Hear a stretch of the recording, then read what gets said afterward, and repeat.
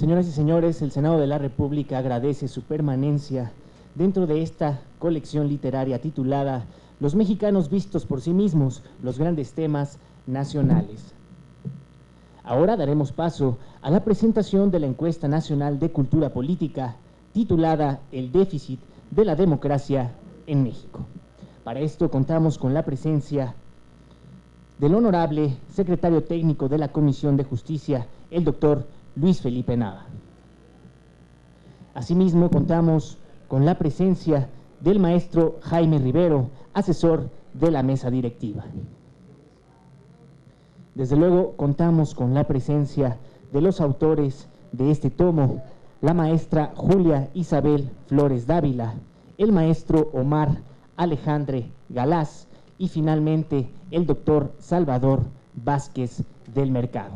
Sin más preámbulos, para dar la bienvenida a esta presentación literaria, yo cedo el uso de la palabra a nuestro moderador, el doctor Luis Felipe Nava. Muchísimas gracias, Joshua. Es para mí un honor nuevamente presentar dentro de la dinámica de las obras del Senado de la República, Los mexicanos vistos por sí mismos, la última obra que se presenta en esta dinámica. Presento en esta ocasión, en los grandes temas nacionales, el déficit de la democracia en México, encuesta nacional de cultura política. Los tres autores que nos acompañan en este día son la maestra Julia Isabel Flores. Ella es coordinadora del área de investigación aplicada y opinión del Instituto de Investigaciones Jurídicas de la UNAM e investigadora de ese mismo instituto. Ha desempeñado, entre otros cargos, el de coordinadora de la Unidad de Estudios sobre la Opinión UDESO del Instituto de Investigaciones Sociales de la UNAM. Es directora de apoyo técnico y académico de la Coordinación de Centros Regionales del Instituto Nacional de Antropología e Historia de México, directora de la Casa Universitaria del Libro de la Coordinación de Humanidades de la UNAM y directora del Fondo Nacional para las Actividades Sociales y Culturales y del Sistema para el Desarrollo Integral de la Familia del Estado de Coahuila. Entre sus libros más recientes se cuentan La naturaleza del compromiso cívico, Capital Social y Cultura Política en México, Políticas Públicas y Derechos Humanos y 50 años de cultura política en México, entre otros. El maestro Omar Alejandre Galás es licenciado en Ciencia Política por el ITAM. Se ha especializado en temas electorales y de opinión pública. Ha colaborado en el área de investigación aplicada y opinión del Instituto de Investigaciones Jurídicas de la UNAM, en donde ha participado en diversas investigaciones sobre cultura política, derechos humanos y sociología del derecho. Ha trabajado como asistente de información en el periódico La Jornada y como coordinador editorial de la revista En Pleno, Debate Legislativo. Asimismo, se desempeñó como analista en la campaña presidencial de 2006 y actualmente forma parte del Instituto Nacional Electoral. Por último, el maestro Salvador Vázquez del Mercado es politólogo por formación académica y encuestador por práctica profesional. Salvador Vázquez del Mercado está interesado en la interacción entre la evolución de la democracia mexicana y el comportamiento político de sus ciudadanos. Sin más, cedo la palabra a la maestra Julia Isabel Flores, una de las autoras de esta obra. Muchas gracias.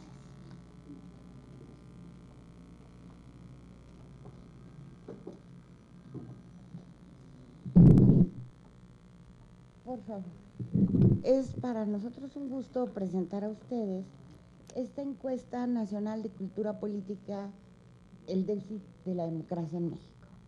Afortunadamente, en México nosotros contamos con mediciones muy tempranas de lo que es la cultura política.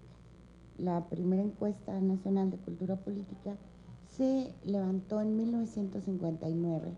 Fueron los profesores Gabriel Almond y Sidney Verba quienes levantaron esa encuesta en el Instituto de Investigaciones Jurídicas. Tuvimos el gusto y el honor de replicarla a sus 50 años con la participación del profesor Sidney Verba, quien todavía está presente en el mundo de la ciencia política a pesar de su avanzada edad, y es a él a quien le dedicamos esta investigación, los autores. Por favor, quiero empezar, vamos a tratar aquí el desfase que hay entre cultura política y democracia en México. Y para ello, por favor, la que sigue, ¿de qué idea de partida de cultura política partimos? Por favor, la lámina que sigue. Bueno, ¿de qué hablamos? Porque hay muchas definiciones. ¿De qué hablamos cuando hablamos de cultura política democrática? Entonces, una cultura política, porque muchas veces se dice, la gente en México no tiene cultura política. No, sí tenemos. Todos tenemos una cultura, todos tenemos una cultura política.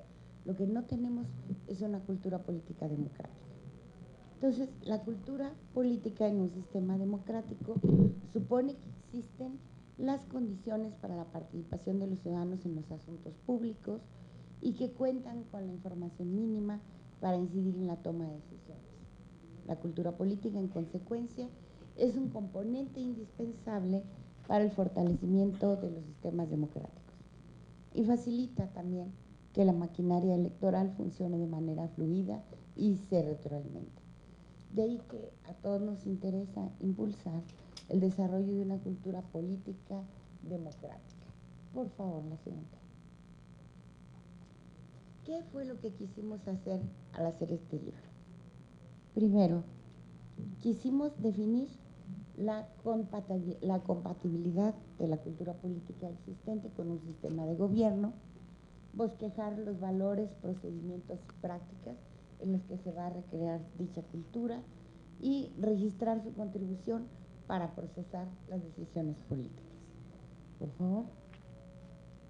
Este libro es un libro extenso, tiene 11 capítulos. ¿Y de qué nos habla el libro? En términos generales, el libro nos da cuenta de cómo se ha modificado el interés de los ciudadanos en la política y los asuntos públicos, cómo interpretar estos cambios, de cuáles son los elementos que permiten hablar de un compromiso cívico hoy y cuáles son los elementos que componen lo que llamamos el déficit de la democracia mexicana en la actualidad. Primero, para hablar del déficit de la democracia, quisimos tratar una serie de temas. Y esto tiene que ver, es un tema que nos parece muy importante y que ha sido poco tocado. Últimamente ustedes han estado oyendo hablar, para unos, del mal humor social, del malestar, del descontento. Nosotros levantamos esta encuesta precisamente en octubre y noviembre de 2014. Entonces, tuvimos la oportunidad de captar ese momento de quiebre cuando sucede esto de Ayotzinapa y toda una serie de cuestiones. Entonces, quisimos dedicar un capítulo a esto y nos preocupamos por estudiar la importancia de las emociones en la política, que eso es algo que ha sido poco estudiado. Es un tema que durante mucho tiempo fue dejado de lado, la importancia de las emociones en la política, por aquella separación que hacían los griegos, la distinción entre las emociones y la razón, y se pensaba que la razón, la racionalidad era propia de la política, pero también son las emociones, y de una manera muy importante. Entonces, hay no solo las emociones, sino otro tipo de factores culturales, y las emociones se adaptan a las distintas situaciones. Entonces, hoy la teoría política integra un abanico completo de emociones que se ponen en juego en la vida política. Aquí solo vamos a tratar dos que son básicas. Por un lado, lo que son el enojo, la ira, la ansiedad, el miedo. Pero por otro lado, una cara contraria de esto, que es la confianza. Entonces, ¿qué es lo que tenemos aquí? ¿Cuál de las siguientes emociones, preguntamos en noviembre del 14, reflejaba mejor lo que la gente sentía sobre México?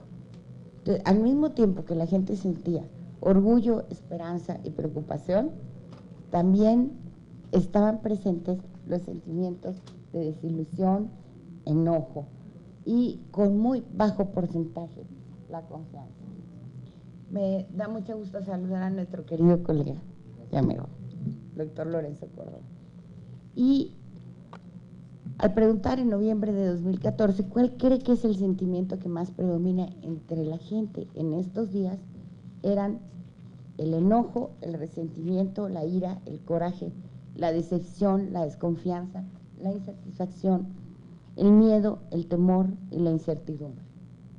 Aunque venían también, pero con porcentajes mucho menores, algún otro tipo de sentimientos.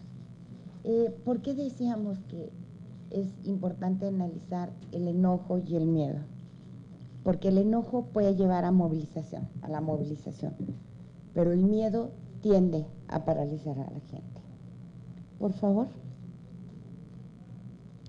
La confianza, sin embargo, es un sentimiento básico, vital para la democracia, vital para la vida política. En México tenemos niveles de confianza muy bajos. Somos un país de desconfiados.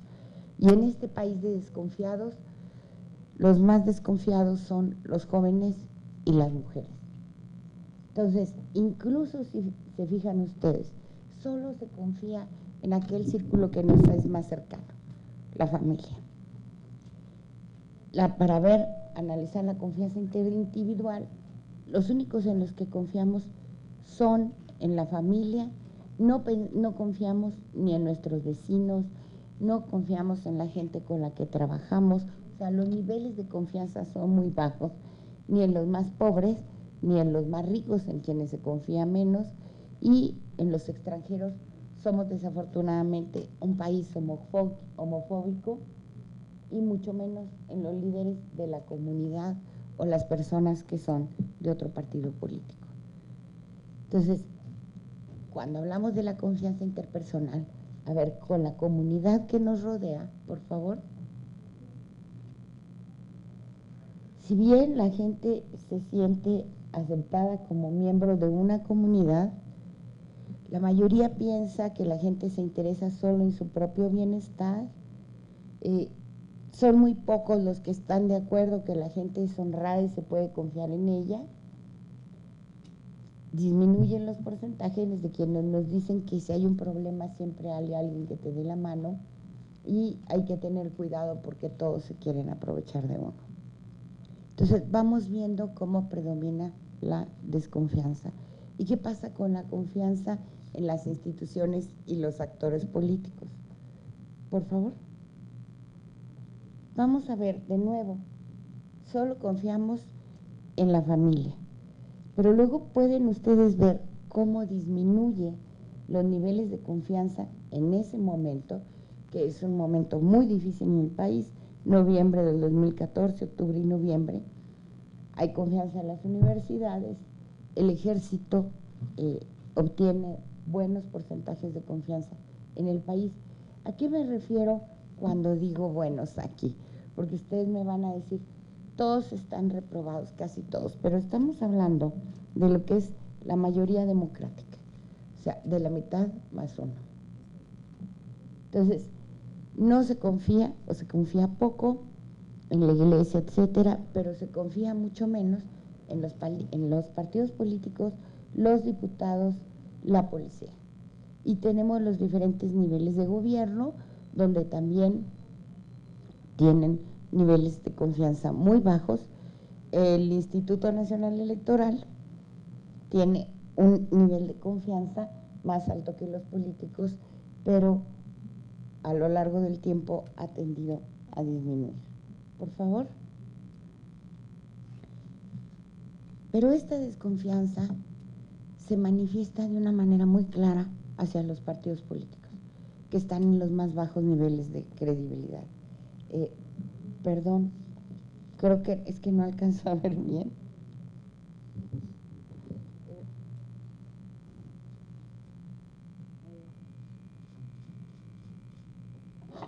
Perdón, no alcanzo a ver de allá los números.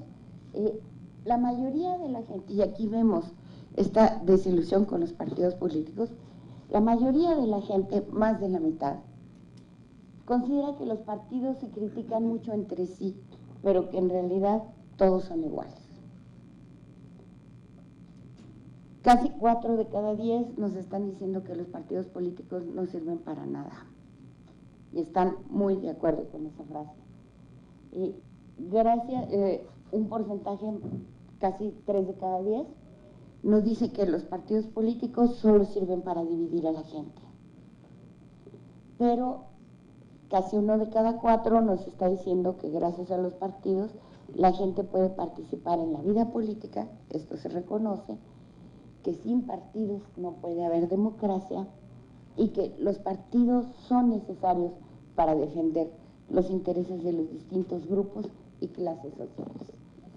Este descontento con los partidos no quiere decir que la gente no quiera que los partidos existan. No les gusta la manera en que se aproximan, ejercen el poder, etcétera. Porque, como vamos a ver en la siguiente lámina, por favor, al preguntar cómo puede contribuir mejor un ciudadano a la solución de los problemas de México, la mayoría, bueno, estamos casi aquí una opinión dividida, 3 de cada 10 nos dicen que la gente puede contribuir mejor, se actúa dentro de un partido político, y un porcentaje muy similar nos dice que la gente puede contribuir mejor, se actúa fuera de los partidos políticos. Por favor. La titularidad de los derechos es algo muy importante en nuestra democracia para la participación ciudadana. A lo largo de las diferentes encuestas que hemos nosotros levantado y en distintos temas, nos encontramos cómo la gente no se siente titular de los derechos. Y el momento en que no se siente titular de los derechos, es muy difícil que pueda exigir su ejercicio, reclamarlo y ejercerlo. Entonces, cuando nosotros preguntamos, por ejemplo, la gente que acudió al Ministerio Público en encuestas sobre los usos sociales de la ley y la justicia, ¿de alguna vez te han tratado mal? ¿Consideras que alguien llegó a violar tus derechos? La gente nos dice que no. En la encuesta nacional de discriminación, los porcentajes que nos dicen que sus derechos fueron violados son muy bajos. En una encuesta nacional que acabamos de hacer sobre violencia obstétrica, las mujeres ostensiblemente maltratadas en algunos casos, y sin embargo me dicen, no nos violaron nuestros derechos. Entonces, todo esto da lugar a construir un modelo donde la pregunta no es otra más que ¿por qué la gente no ejerce sus derechos? Pero eso va mucho más allá de pensar que la gente no ejerce los derechos porque no los conoce. No solo no los conoce, no se siente titular. Y para poder ejercer estos derechos es necesario sentirse el titular de un derecho, darse cuenta de que te lo están violando. ¿Perdón? Nombrar, o sea, es irresponsable, y una serie de recursos que se necesitan para poder ejercer ese derecho. Entonces, siempre las mujeres se quedan pensando, por ejemplo, en estos casos, bueno, ¿me están violando mis derechos? ¿Es o no? ¿Es porque soy mujer? ¿O es porque soy ignorante? ¿O es porque soy tonta? ¿O es porque no lo merezco? Pero el momento en que la gente toma conciencia de la violación de sus derechos, en ese momento, y además identifica un responsable, se da cuenta qué es lo que está pasando, entonces empieza allí a cambiar la situación. Entonces, aquí la gente reconoce que en México son 6 de cada 10, y si contamos en a veces, es un porcentaje muy alto. Puede reunirse, tener la religión que se desee, se puede reunir con quien desee, se puede votar por el partido que quiera, estudiar lo que quiera, no siempre, pero expresar lo que se piensa, trabajar en lo que se quiera y poner el negocio que se quiera. La libertad que es menos reconocida en México es la libertad de expresión. Por favor. Y aparte, además de esta titularidad de los derechos, hay algo que es básico, digamos, en la sociedad, que es la cohesión social. Quisimos ver qué es lo que une y qué desune a la gente, a partir de recoger las voces de los entrevistados. La gente piensa que lo que los une es recibir un trato igual, tener las mismas ideas y valores, Y luego vienen con porcentajes muy menores, no dejarse manipular por los líderes, tener la misma religión, no meterse en política, apoyar a un partido político. Pero ¿qué es lo que la gente cree que divide más a los mexicanos? Estas diferencias entre pobres y ricos es lo que se ve principalmente como causa de división. Luego, pero con 10 puntos menos, las ideologías de izquierda y derecha, después la diferencia o desigualdad en el poder, los que tienen poder y los que no lo tienen. Hay quien más se señaló las diferencias regionales entre el norte y el sur del país, que son muy evidentes a lo largo de las 25 encuestas, y algo que se empieza a notar, la diferencia de valores entre los jóvenes y los viejos. Por favor. Asistimos a la plática y a la presentación del libro sobre corrupción, transparencia, y se tocó el tema de cultura de la legalidad. Aquí, tangencialmente, lo que quiero es cómo la gente, por una parte, exige que el gobierno cumpla estrictamente las leyes o que se apliquen a todos estrictamente, pero no sin contradicciones. Por un lado se exige esto, y al preguntarle a la gente está de acuerdo con que en ocasiones para obrar correctamente hay que cumplir la ley. Y también con la idea de que en su afán por buscar la justicia, ¿cómo deben actuar las autoridades? 6 de cada 10 nos dicen que deben apegarse a la ley estrictamente, pero 1 de cada 4 nos está diciendo que las autoridades deberían romper la ley con tal de lograr la justicia. Esto nos muestra un gran desapego, por favor, con las leyes en el país. Y sin embargo, estamos hablando de la necesidad de transparencia, de el apego a la ley, pero la gente sigue estando de acuerdo, aunque afortunadamente cada vez menos, desde la primera vez que los medimos, con que un funcionario público puede aprovecharse del puesto si hace cosas buenas. Afortunadamente ya es mayor el desacuerdo. La última vez que medimos esta pregunta teníamos más alto el acuerdo que el desacuerdo. Por favor. ¿A qué se debe esta desconfianza y este malestar social? Aquí es donde vamos a encontrar toda esta explicación. ¿Cuál debería ser la función principal del gobierno? Propiciar el desarrollo de la economía, nos dice la gente, impartir justicia, vigilar la seguridad de las personas y resolver los problemas sociales. Sin embargo, por favor, la siguiente, al preguntar qué tanto el gobierno propicia el desarrollo de la economía, solo 7%, o sea, menos de 1 de cada 10 nos está diciendo que mucho. Impartir justicia nos dijo que mucho, solo un 12%. Vigilar la seguridad de las personas, solo un 8%. Y resolver los problemas sociales, 5.6%. ¿Qué quiere decir? El gobierno, de acuerdo a las expectativas de la gente, no está cumpliendo ni satisfaciendo aquellas funciones primarias que debería de llevar a cabo. Quisiera yo dejar ahora a mi compañero Omar Alejandro. ¿Sí, Lorenzo? Muchas gracias. Voy a ceder la palabra al doctor Lorenzo Córdoba. El doctor Córdoba es autor de varios textos sobre temas electorales, constitucionales y de teoría política. Entre sus más recientes libros destacan Derecho y Poder, Kelsen versus Carl Schmitt, Frente a Frente. En coautoría con César Astudillo, Los árbitros de las elecciones estatales, una radiografía de su arquitectura institucional, en coordinación conjunta también con César Astudillo, y Reforma y Control de la Constitución.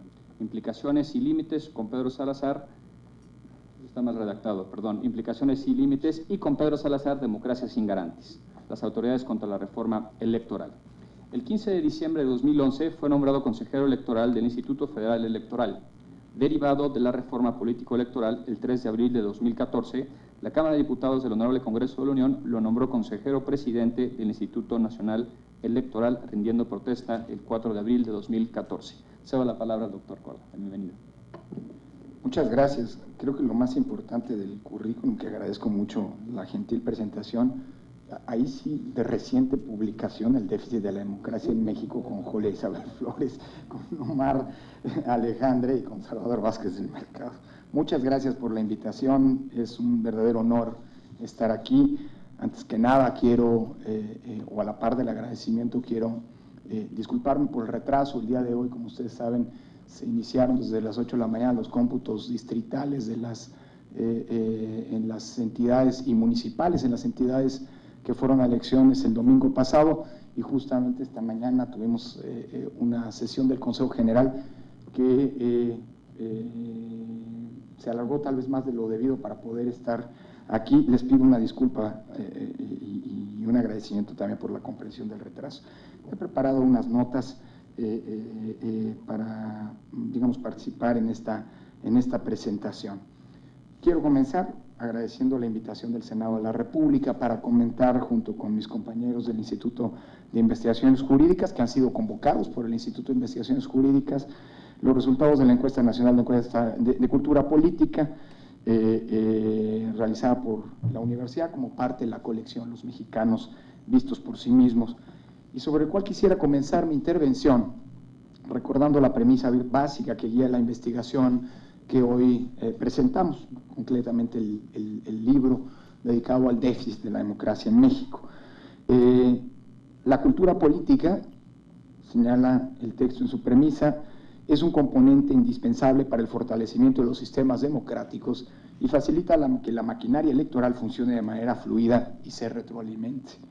Sin embargo, vale la pena precisar que al hablar de cultura política nos referimos a un tipo especial de ella. No es cultura, hay una definición mucho más aterrizada, mucho menos genérica de la que hablar así, sin más, de cultura política podría suponer. Y es que el libro se centra en la cultura política democrática, en específico, es decir, en el conjunto de comportamientos, creencias, actitudes y valores sobre la política que son compatibles con un régimen democrático, ayudan a su recreación y contribuyen a su fortalecimiento.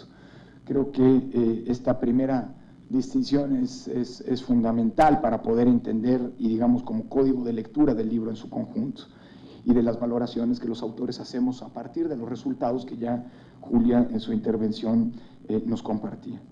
En consecuencia, con ello, el estudio que hoy presentamos tiene como finalidad abordar temas como el interés de los ciudadanos en la política y los asuntos públicos, la percepción que tienen los ciudadanos sobre el sistema democrático, la relevancia de la titularidad de derechos y la cohesión social como para la pertenencia a una comunidad, y lo que entendemos como compromiso democrático, entre otros tópicos, de modo tal de poder contar con una evidencia empírica suficiente para señalar la importancia de impulsar el desarrollo de una cultura política que esté sincronizada con los avances que en el ámbito electoral hemos tenido a lo largo de los últimos, particularmente de los últimos 20 años, aunque por supuesto estamos justo en la víspera de la celebración de la reforma electoral, de la reforma política que dio origen, digamos, a todo el proceso de cambio político, es decir, la reforma de 1977.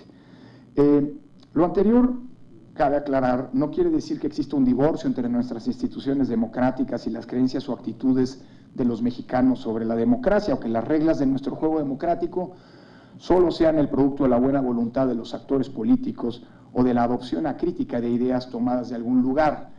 Con esto, de entrada, quiero señalar que me distancio de todas aquellas voces que han planteado que el atraso, el avance, la evolución de las normas electorales, que es el cauce por el cual se ha transitado, digamos, en el proceso de cambio político, sean simple y llanamente acuerdos cupulares que caen desde lo alto, que se han concertado en lo alto de manera ajena, digamos, a la ciudadanía, y que por lo tanto eso es lo que explica, digamos, la falta de vinculación entre los mismos, las y los ciudadanos, y la evolución política que hemos tenido lugar, y creo que apenas unas cuantas horas después de culminar la jornada del domingo pasado, hay una buena lección que nos dan, sobre todo los mismos ciudadanos, a todos aquellos que asumen que lo electoral no tiene nada que ver con la cotidianidad de la vida de la sociedad.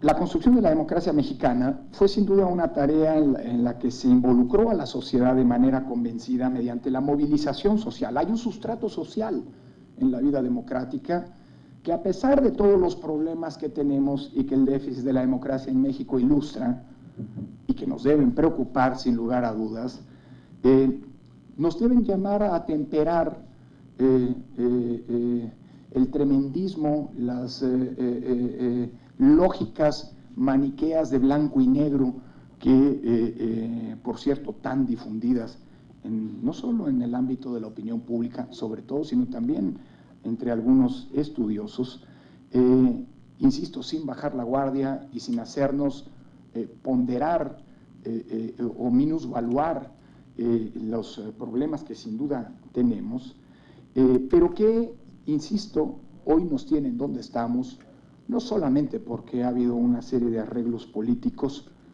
que no hay que menospreciar, porque la construcción democrática implica que estos arreglos políticos se generen, pero que no habría sido posible que diera los frutos que hoy está dando, insuficientes si se quiere, pero frutos al fin y al cabo, sin el involucramiento de la sociedad, sin esa movilización, como decía, de la sociedad, que es indispensable para la recreación democrática, ya sea mediante la participación en las urnas, emitiendo el voto, o bien a través de eso que a veces se menosprecia de manera arrogante desde el punto de vista de la opinión pública, es decir, la militancia en los partidos políticos.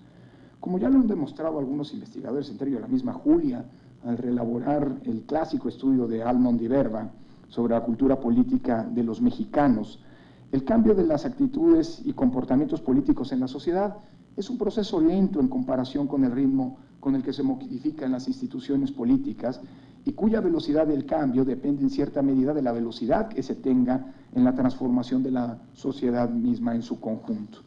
Como ejemplo de lo anterior, cabe mencionar algunos de los datos, y pido una disculpa si eventualmente soy repetitivo con lo que ya Julia ilustraba, que arroja el estudio que hoy presentamos.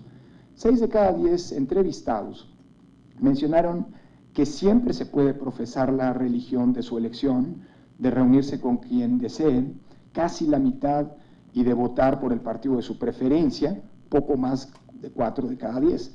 Por su parte, 3 de cada 10 opinan que siempre se puede expresar lo que se piensa o trabajar en lo que se desee, y que 1 de cada 4 aseguran que es posible establecer un tipo de negocio que se elija. Las personas más interesadas en la política participan más en elecciones o en otras formas de expresión política, es de señalar que el 45% de los encuestados dijo estar muy interesado en la política, si bien 8 de cada 10 personas opinan que es un tema complicado o muy complicado. Otro aspecto, aunque previsible, no deja de ser interesante, y es el interés que en la política, el interés en la política aumenta también con el nivel de educación. A menor educación, menor interés, y viceversa. Si nos concretamos a identificar el interés de la política por escolaridad, podría destacarse que el 54.1% de quienes se interesan mucho o algo en política cuentan con estudios universitarios o de posgrado, mientras que el 45.9% de quienes tienen este nivel de estudios dicen no interesarse. El 30%, por otra parte, de las personas dicen que las elecciones no son libres ni equitativas, y en menor proporción, 28%, que en general sí lo son, pero con problemas severos. Este índice de desconfianza, como ya se anticipaba, es menor entre los jóvenes de entre 15 y 24 años y menor entre los adultos de 55 y 64, lo cual, por cierto, nos debería llevarnos a una reflexión de si hemos logrado, y hablo de las generaciones que articulamos el cambio político en nuestro país, transmitirle a los jóvenes, o en todo caso lograr ser empáticos con los jóvenes, para poder traducir a ellos de dónde venimos. Y me temo que ese es un problema no menor, el que la satisfacción precaria en todo caso, con el cambio, con los resultados del cambio político sea mayor entre las personas de mayor edad, tal vez, como una reflexión adicional a las que hacemos en el libro, se deba a que estamos hablando de que, digamos, hay unos que son los hijos de la transición y que abrevan de las insatisfacciones que podemos tener respecto de la misma, frente a quienes son los que tuvieron la ocasión de ver lo que era este país antes de la transición, al menos en la dimensión política. No quiero abundar demasiado en las cifras están ahí, para eso es el libro, no las presentaciones, sino simple y sencillamente hacer una serie de reflexiones adicionales, si se me permite. Después de una breve recapitulación sobre los principales resultados de la encuesta, insisto, para eso me remito a lo que Julia presentaba en su exposición, me parece que es posible hacer las siguientes reflexiones.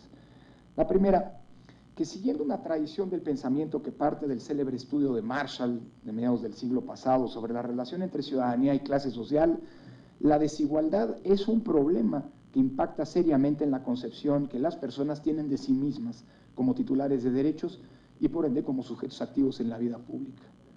Como demuestran los datos que contiene el estudio, existe un escepticismo por parte de los mexicanos con respecto a la posibilidad real de ejercer sus derechos, con independencia de que estén reconocidos en el texto constitucional y existan organismos públicos encargados de garantizar su libre ejercicio, y esto valga como premisa de una serie de reflexiones a propósito de los derechos como parte del eje vertebral de lo que debería ser una política pública para robustecer la cultura cívica entre la ciudadanía mexicana. Segunda reflexión, como lo dejan entrever los resultados del estudio presentado, y a pesar de que a estas alturas puede sonar como una verdad de perogrullo, la educación es un componente central para avanzar en la transformación de la cultura política de los mexicanos en clave democrática. Algo que no hemos hecho, de lo que no ha estado acompañado al proceso de cambio político en México, es lo que sí acompañó a los procesos de cambio político en clave democratizadora en los países europeos, sobre todo en lo que Huntington denominaba la tercera ola, es decir, la segunda ola, es decir, la ola posterior a la Segunda Guerra Mundial, y lo que ya en la tercera ola de Huntington, según Huntington, caracterizó a muchos de los procesos de transición política operados en los países del este asiático, y que a la par del proceso de transformación política impulsaron una profundísima reforma educativa. Insisto, el dato de que a mayor educación, mayor confianza en la política, a mayor educación, mayor interés y participación en la política, no es un asunto menor. Y justamente a la par del proceso de cambio político en México, lo que hemos visto no solamente ha sido una erosión, digamos, del estado del bienestar social, que se refleja, digámoslo así, en el hecho de que las políticas públicas instrumentadas en este sentido en los últimos 30 años han sido políticas, como lo demuestran, por cierto, otros textos de la colección que hoy termina de presentarse aquí en el Senado, pienso, por ejemplo, el texto de Rolando Cordera, en fin, las contribuciones de Rolando Cordera, es decir, el estancamiento económico que ha acompañado el proceso de cambio político, por un lado, y la precarización no solamente de la calidad educativa, sino también de la oferta educativa que ha acompañado este proceso, me parece que no se pueden desvincular con los resultados que este libro arroja. Es decir, ese es un dato que hay que reflexionar. Nosotros creo que es una de mis conclusiones, que hemos sido exitosos en el proceso de cambio político, pero es un cambio político que ha corrido solo. Es un cambio político que ha corrido sobre todo por la ruta electoral y que no ha tenido el acompañamiento y el acompasamiento de las necesidades de otras naturalezas, la satisfacción de necesidades de otra naturaleza, no solamente las que tienen que ver con los derechos políticos, que invariablemente han acompañado todos los procesos de democratización en el mundo, no el nuestro. El proceso de democratización en Europa no es casual que haya dado los éxitos que haya resultado, que dio, siendo que fue acompañado del boom del welfare state. No es casual que los procesos de transición a la democracia en el este asiático hayan sido acompañados de una inversión muy importante en el desarrollo económico y por ende en el bienestar social, sino también en inversión educativa. En México, el proceso de democratización estuvo acompañado de la interpretación más radical de los cánones del Consenso de Washington y de las políticas neoliberales que han traído como consecuencia una pauperización de la misma sociedad. Y hoy nos sorprendemos del desencanto con los resultados que está teniendo la democracia entre nosotros. Dejo ahí como un elemento de reflexión adicional. Porque el desencanto de la ciudadanía con la democracia no es un desencanto gratuito, no es un desencanto con la forma de gobierno per se, es un desencanto con la falta de resultados que está teniendo los gobiernos emanados del proceso de transición a la democracia. Es un desencanto no con la democracia en sí misma, sino es un desencanto con las sobreexpectativas que se generaron respecto a la democracia, aunque esto es algo que puede identificarse en general en América Latina, en esto no somos tampoco tan originales.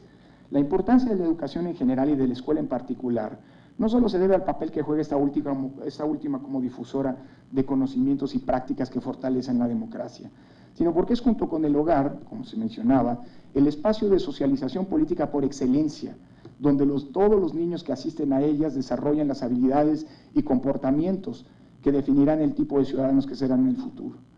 Por esta razón, estoy convencido de que en primer lugar, no solo requerimos ciudadanos informados o con conocimientos sobre el funcionamiento de las instituciones del Estado, sino también capaces de ser críticos y emitir propuestas constructivas que aporten a soluciones.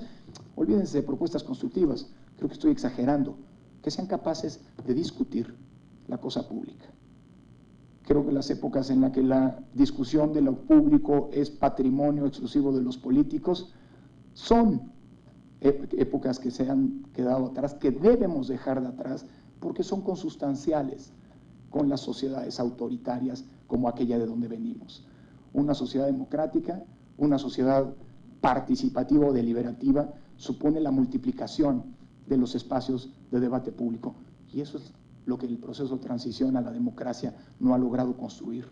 Tenemos una pauperización del estrato, del sustrato social que es indispensable para la recreación de la democracia.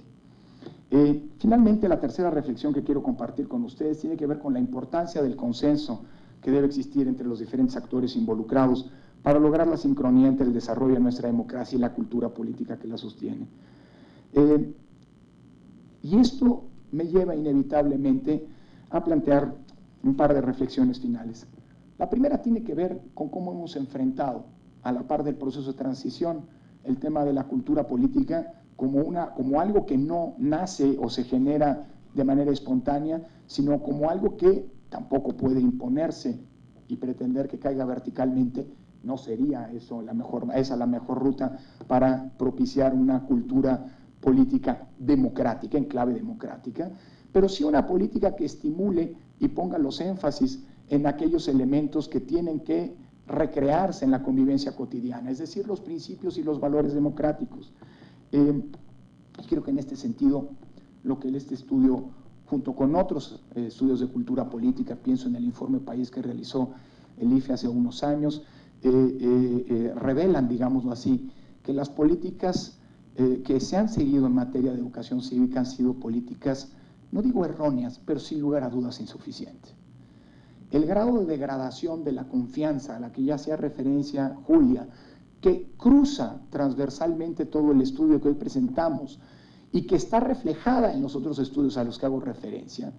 En México, de acuerdo con las cifras que revela este estudio, pero me centro particularmente en una que articula todas las reflexiones del así llamado Informe País. En México, 7 de cada 10, 72% pues, de las y los mexicanos consideramos que no se puede confiar en prácticamente nadie fuera del circuito familiar. Es decir, esto que es indispensable para la recreación de una democracia, que es lo que los sociólogos definen como tejido social, en México en los últimos 20 años ha vivido un proceso o bien de erosión grave y pauperización, o bien incluso de desaparición. ¿Cómo demonios pretendemos que los ciudadanos confíen en las instituciones, en los espacios de decisión pública y demás, cuando los ciudadanos mexicanos no confían ni siquiera en sus vecinos? Vuelvo al punto de los espacios de socialización como espacios que han venido pauperizándose en el mejor de los casos, si no es que desapareciendo. Frente a esto, me parece que replantearnos el tipo de políticas públicas que hemos tenido en materia de educación cívica es indispensable. Y esto lo vinculo con el tema de los derechos. Permítanme una anécdota que por supuesto no está contenida en el libro, pero que viene a cuento con el tema del libro. Hace algunos años, en 2010, tuve la fortuna de presenciar en una visita a París la gran cantidad de manifestaciones que como protesta de los recortes producto de los intentos de superar la crisis económica de 2009 había venido imponiendo el entonces gobierno de Sarkozy en aquel país. Tuve la fortuna de que justo enfrente del hotel donde me estaba quedando pasaba una de las manifestaciones. Luego al día siguiente los periódicos reportaban 2 millones de franceses manifestándose por las calles de París, y lo curioso no era nada más el tipo de manifestantes, por aquello de que aquí tenemos también en esta lógica poco democrática, tendemos a exorcizar las manifestaciones, nos planteamos la lógica de exorcizar las manifestaciones. Era muy curioso ver aquella vez en Francia a los jueces, al sindicato de jueces democrático manifestándose, funcionarios públicos manifestándose en contra de las políticas de recorte del entonces gobierno. Pero donde quiero poner el énfasis es en el tipo de protesta, las razones de la protesta. El lema de la protesta transversal a todos los manifestantes era: Sarkozy, nuestros derechos no se tocan, o con nuestros derechos no te metes. Y lo que me di cuenta es que los franceses nos llevan un poquito de ventaja, por lo menos 200 años en el tema de apropiación de derechos. Es decir, ¿cómo podemos pretender que los derechos sean exigibles, o la exigibilidad de los derechos, cuando todavía los derechos para muchos son asumidos como privilegios y para muchos otros son vistos como algo que cae desde lo alto, no como algo que se exige cotidianamente? Creo que esto deberíamos reflexionarlo, sobre todo en la lógica de tratar de construir una política pública en materia de educación cívica. Y cuando hablo de política pública no hablo de lo que hacía el IFE y ahora tiene por mandato legal que hacer el INE. Hablo de la construcción literalmente de una auténtica política de Estado, es decir, en la definición de cuáles son los ejes de largo aliento sobre los que vamos a estar articulando y tratando de ver las actuaciones de cada uno de los entes públicos o incluso privados, de las universidades y de las organizaciones de la sociedad civil, en concordancia con las instituciones del Estado, para poder tratar de remontar esto que es, insisto, un sustrato social que poco favorece al consenso democrático. Y termino ahora sí con un punto. Y sin embargo, reflexiones como esta también están en alguna manera inspiradas por esa lógica de tremendismo, y procuro yo distanciarme. A mí no me gusta la salida fácil que rinde mucho, de la que lucran todos. Es muy fácil decir que todo está mal, es muy fácil decir que en el INE vivimos, ya me llamaron hasta sueco, alguien me decía que siento que estoy administrando la autoridad electoral de Suecia, o que estoy hasta daltónico, porque vi en estos días un país que no es el que todo mundo veía, porque decíamos que no había focos rojos, porque decíamos que la elección iba avanzando, porque decíamos que a pesar de todos los signos ominosos y de los grandes problemas estructurales que afectan a la sociedad mexicana, estaba ocurriendo algo que nos llamaba la atención, sobre todo incluso contrastándolo con lo que ocurrió el año pasado, en donde se incrementaron entre un 30 y 40% las tasas de rechazo de los ciudadanos a ser funcionarios de casilla, cosa que se revirtió ahora. Hoy tuvimos casi 1 millón, el domingo pasado, casi 500 000 de ciudadanos que fueron funcionarios de casilla y que hicieron posible la elección. no es un asunto menor lo que ocurrió el domingo pasado, porque es una lección que la propia ciudadanía nos da a los políticos, a los analistas, a los funcionarios públicos, a los opinadores, dejados y acostumbrados a dejarse llevar por, insisto, el tremendismo, por el catastrofismo, por la estridencia, que paga mucho y poco construye. Y la lección nos la dieron los ciudadanos. Esos mismos ciudadanos que no creen, esos mismos ciudadanos que desconfían, esos mismos ciudadanos alejados de la política, esos mismos ciudadanos que no en este estudio, pero que en Latinobarómetro el año pasado colocaron a México en el ominoso último lugar de satisfacción con la democracia de todos los países de América Latina. Esos que decían que solamente un 19% en México está satisfecho con la democracia, que es prácticamente la mitad de la media del continente, el 37%. Y sin embargo, y estas son de las paradojas que sobre las que tendremos, por cierto, que reflexionar, y sin embargo, salieron y votaron. Y sin embargo, utilizaron el voto como mecanismo de cambio, no sé si de los grandes problemas sociales, eso habrá que verlo, pero sí de la decisión de quienes ejercen el poder en nuestro país. Si los datos hoy, y luego ante tribunales, constatan lo que las cifras preliminares arrojaron en las 14 entidades donde hubo elecciones, en las 12 donde hubo elecciones de gobernador, en 8 estados habrá alternancia en los ejecutivos. Y eso no es producto de los partidos, no es producto de las campañas, mucho menos de estas que tuvimos, me da la impresión, sino que es producto de la asunción de que el derecho al voto es para una gran mayoría de los ciudadanos. Ahí están las cifras de participación, no son nada desdeñables. Lo de la Ciudad de México tiene otras explicaciones muy particulares. Y por cierto, depende con qué lo comparemos. Por cierto, un 28% es mucho más que la participación de los en las elecciones de presupuestos participativos o en las elecciones vecinales que hemos tenido, que siempre hemos tenido 8 o 10%. Tal vez la elección de un constituyente no tiene el mismo atractivo que la decisión de quién va a gobernar una delegación, pero yo no desdeñaría, como muchos en esta lógica de tremendismo a la que hace referencia, no desdeñaría el que 2 millones de ciudadanos mexicanos de la Ciudad de México hayamos salido a votar el domingo pasado por una elección completamente inédita y que muchos, por cierto, no lograban entender. Por eso dijimos que era importante que el INE tuviera espacio en la radio y la televisión durante el periodo previo a las campañas. Por eso pretendimos usar un tiempo de radio y televisión en esos medios. Lástima que hay medios que nos irradiaron de la cobertura noticiosa. Ahí está el estudio de la Facultad de Ciencias Políticas de la UNAM. Hay medios que eliminaron del debate público la participación en la elección de la Asamblea Constituyente, y luego el Tribunal Electoral nos sacó del aire en aquel tiempo. Pero esa es otra historia, es para otras reflexiones, no me desvío. Lo que quiero subrayar es que hay una lección que no podemos menospreciar. Y los mensajes que la sociedad, me parece, que sin duda tienen que ser tomados en cuenta en la definición de lo que tendrá que ser, insisto, una política pública de largo aliento. Porque a pesar de estos mensajes, no deja de ser paradójico.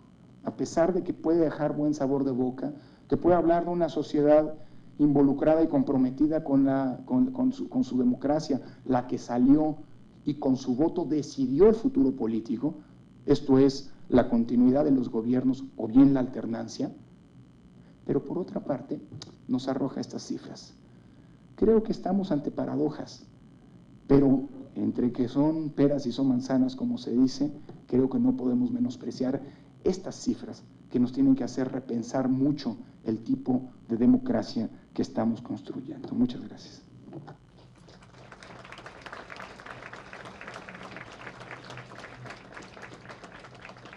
Muchas gracias al doctor Lorenzo Córdoba. Ha sido la palabra al autor, el maestro Omar Alejandre Galaz.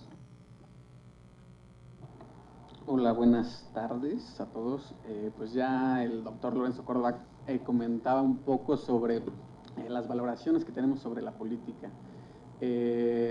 pues sí, como él decía, somos una sociedad ahorita no tan interesada en política como a algunos les gustaría, y pensamos que la política es muy complicada.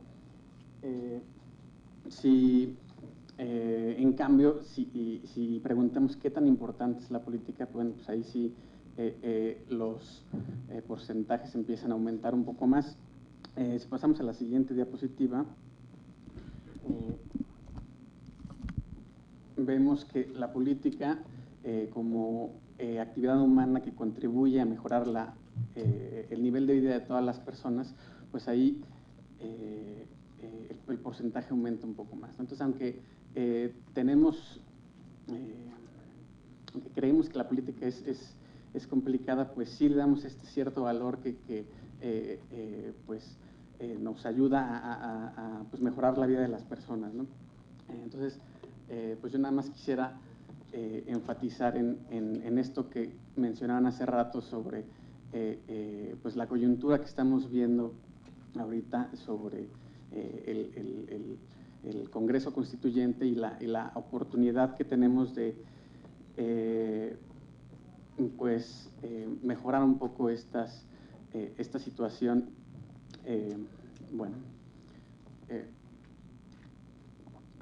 Una parte de las personas pues dicen que no se sienten titulares de los derechos y bueno, otra pues también importante, sí considera que ellos pueden pues tener más acceso hacia pues estas formas de participación política que pues últimamente se han implementado en este país, por ejemplo, las candidaturas independientes, la iniciativa popular y la consulta ciudadana. Pues algo en lo que podemos mejorar en esta oportunidad que ahora tenemos, pues es precisamente en ampliar estas maneras de participar, estas formas de participar. En el estudio pues se presenta una de esas, pues sí vale la pena revisarlo y bueno, pues yo ahí lo dejaría, nada más pues diciendo que sí, ahorita el sentimiento de las personas hacia el cambio pues es muy propenso, ¿no? Ahorita las personas están muy propensas a que haya cambios que pues beneficien a la mayoría de la población. Yo ahí lo dejaría. Muchas gracias. Muchísimas gracias al maestro Omar Velázquez. Paso la palabra al doctor Salvador Vázquez del Mercado también para cerrar. Muy buenas tardes, muchas gracias. Yo tengo que ser extraordinariamente breve, entonces, por favor, si pudiéramos adelantarnos a la sección 15, la del compromiso de la democracia, acá arriba, nos vamos a brincar la de participación, pero todo está en el libro. Entonces tampoco les estoy perdiendo mucho. Yo creo que o sea, la discusión se ha centrado en las 4 participaciones, en qué es lo que significa la democracia para los ciudadanos mexicanos. Entonces, aquí está este indicador de que la democracia es preferible a cualquier otra forma de gobierno. La mitad de los mexicanos piensa que lo es. 54.2 puede parecer alto, pero nos deja un 47.8 que no piensa lo mismo. Esto, como ya bien escuchamos, pues tiene muchísimos motivos, pero por ejemplo, si nos vamos a la siguiente, cuando le preguntamos a la gente para qué sirve la democracia, lo que encontramos es que 70% nos dice algo que tiene que ver con lo que las instituciones formales democráticas hacen, que es elegir gobernantes y ya no tanto resolver injusticias con la sociedad. Esta es la primera indicación de que también los ciudadanos mexicanos tienen expectativas algo desmedidas sobre para qué sirve la democracia. En la siguiente gráfica podemos ver que 28%, 29%, a la hora de que les preguntamos qué tiene que hacer un gobierno para que lo consideremos democrático, nos dice que hay empleo para todos. Esa es la respuesta más frecuente, que es un bonito deseo que más quisiera yo, y supongo que todos, que hubiera empleo para todos, pero las instituciones democráticas no sirven para eso. Pero esto nos da una indicación de la gravedad de la situación. Si nos vamos ya a la sección 16, la del déficit democrático, El déficit democrático que calculamos en el libro es la diferencia entre lo que la gente, de qué tan importante dice la gente que es la democracia y qué tan democrático es el régimen en el que vivimos los mexicanos. Estos datos no están aquí graficados, pero estas preguntas se hicieron en el 2005 y 10 años después las repetimos nosotros en el 2014, 9 años después. Esta diferencia, no recuerdo ahorita los números, se ha hecho más grave. Los mexicanos están más decepcionados con su democracia. Y una forma de entender este déficit democrático, esta brecha entre lo que los mexicanos quieren y los que los mexicanos piensan que reciben de la democracia, la podemos ver acá arriba. Exacto. Podemos ver que entre quienes piensan que la democracia es una forma preferible de gobierno, entre 28 y 58 y tantos que vimos antes, el déficit es de 3.5. Hay una diferencia de 3.5 puntos entre qué tan importante es y qué tan democrático sienten que está.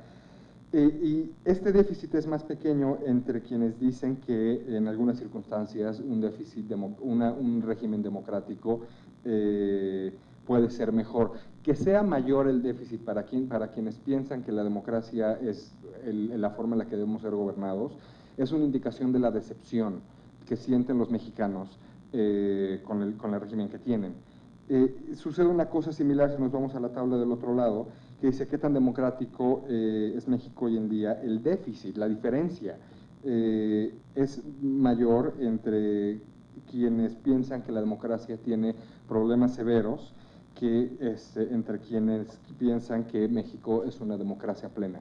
De nuevo, esta es una indicación de la importancia que le dan los mexicanos a la democracia, pero una vez que hacemos un contraste entre qué tan importante les parece y la democracia que reciben, o que opinan que reciben, es cuando empezamos a notar que hay una brecha que se está abriendo. Los mexicanos están cada vez más decepcionados de la democracia que tienen, aunque es una democracia que funciona, como bien lo dijo Lorenzo.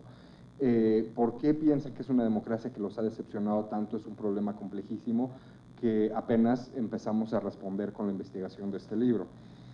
Pero, y siguiente, y con esto termino, creo que hay algo muy importante que también tenemos que tomar en cuenta a la hora de entender por qué la gente, los mexicanos, están decepcionados con la democracia.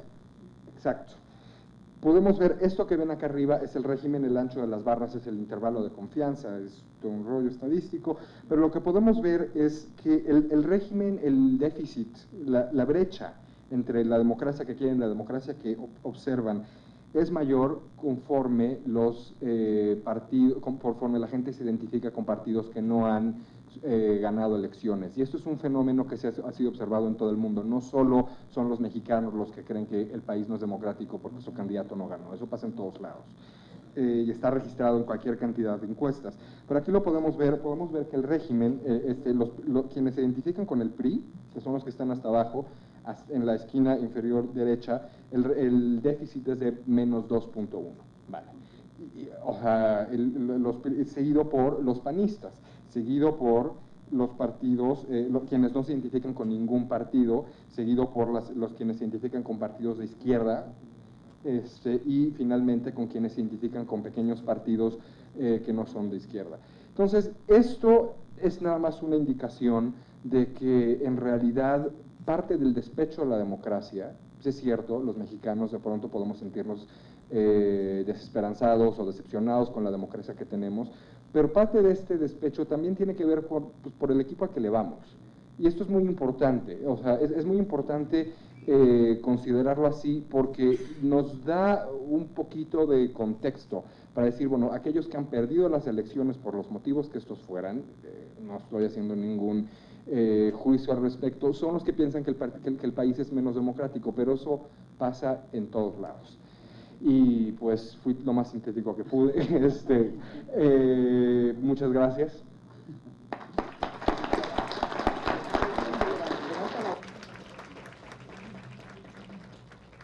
Agradecemos muchísimo a los autores de este libro. La verdad es que para el Senado de la República ha sido un placer cenar esta serie de presentaciones de libros. Lo más interesante de esta obra, y con esto se termina esta presentación, es que vean la posibilidad en la que se mide el Estado democrático en México, visto desde dos aristas.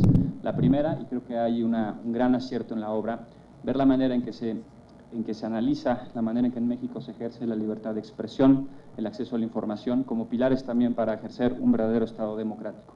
Y no nada más, y me parece que lo decía también muy bien el último autor, la manera en que se participa políticamente en la democracia, que no nada más es a través de elecciones, sino en la propia dinámica del Parlamento democrático en el que estamos en este día. Muchísimas gracias. Desde luego, fuerte el aplauso a los miembros de este honorable presidium y a nuestro moderador, el doctor Luis Felipe Nava. Para finalizar esta presentación literaria, solicitamos a nuestro honorable presidium sean tan amables de ponerse de pie para realizar la foto conmemorativa de esta presentación.